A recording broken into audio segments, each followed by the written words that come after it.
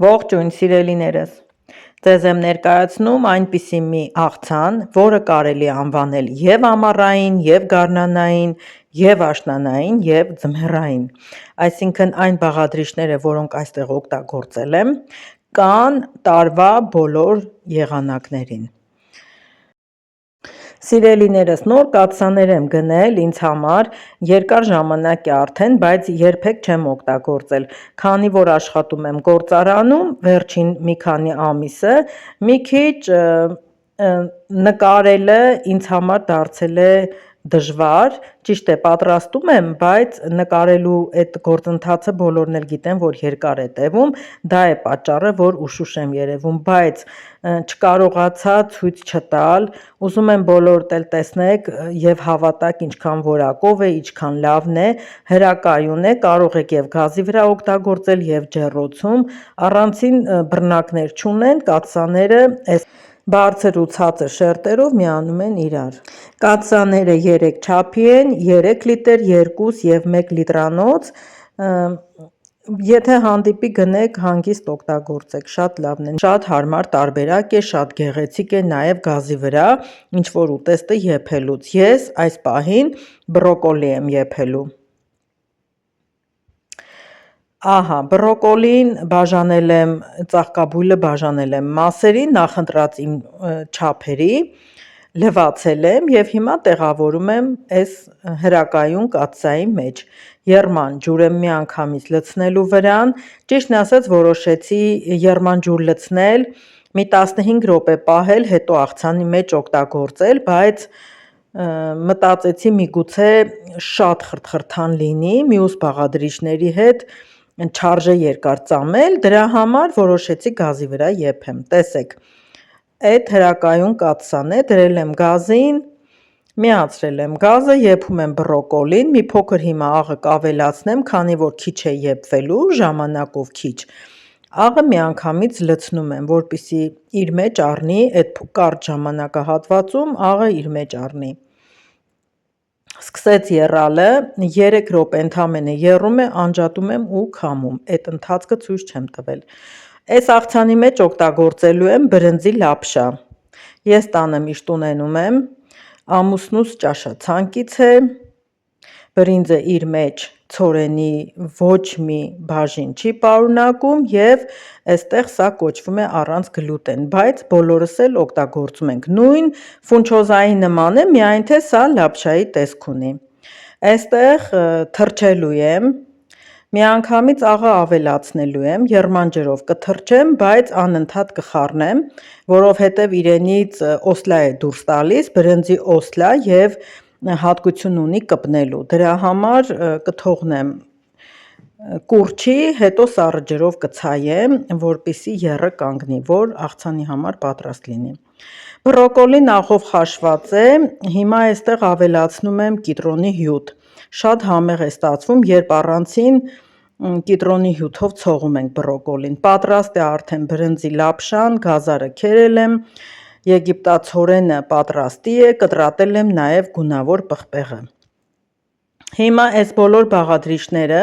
ավելացնելու եմ աղցան ամանի մեջ, հերթականությունը կապ չունի, բոլորը միտեղ ավելացնելուց հետո խառնելու եմ։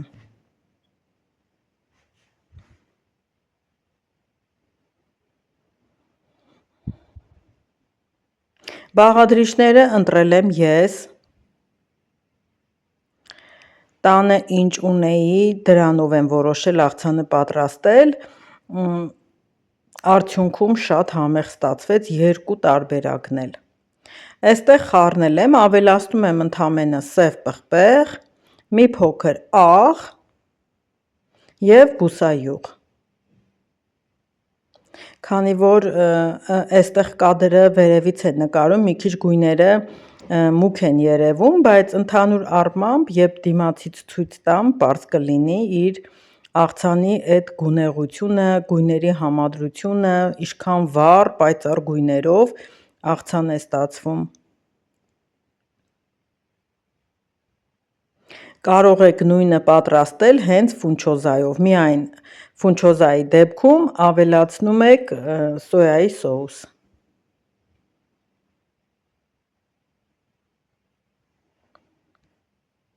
Ահա սիրելիներս, հիմա այսպես ցույց տամ, տեսեք գույները ինչքան պարզ է երևում,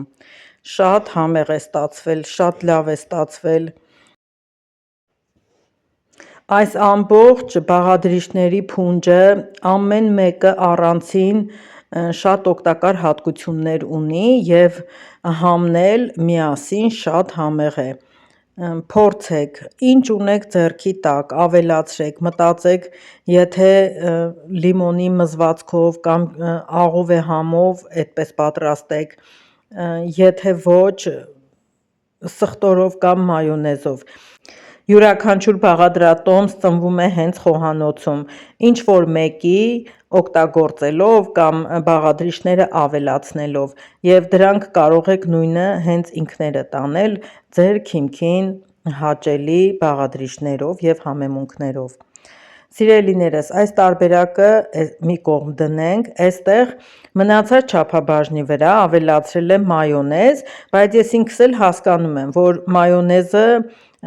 պարտադիր շատ դեպքերում ավելի ճիշտ օգտագործվում է սխտորով, այդ տարբերակով համեղ կլինի և այստեղ ես հենց սխտորել ավելացնում եմ, չեք պատկերացնի, թե ինչքան համեղ ստացվեց, կարծես մեր տան մշտական աղցաններից էր և մայոնեզով տարբերակը ավելի շատ հավանեցին։ Այսպես սիրելիներս, նույն բաղադրիչներով երկու տարբերակ, երկուսն էլ շատ համեղ, եթե փորձեք ինքներդ էլ կհամոզվեք, որ համեղ է ստացվել, վիտամիններով հարուստ, գունային գամման վառ, մի խոսքով առաջարկս սա է, փորձեք, պատրաստեք, շնորհակալ եմ, որ դիտում եք իմ տեսանյութերը, շնորհակալ եմ, որ գրում եք կոմենտ բաժնում ձեր արձագանքը, իդեպ YouTube-ը յուրաքանչյուր տեսանյութ տեղադրողին հնարավորություն է տվել, որպեսզի մենք մեր բաժանորդներին պատասխանենք նաև ձայնային հաղորդագրությամբ, որը ես արդեն փորձել եմ, շատերը հավանել էին, անակնկալի էին եկել, մի խոսքով, տեսանյութերը կամ ալիքս ավելի զարգացնելու համար շնորհակալ կլինեմ, եթե այն պահպանեք ձեր մոտ, տարածեք, դիտեք և լինեք ակտիվ, անչափ շնորհակալ եմ բոլորիցդ, կհանդիպենք նոր տեսանյութում։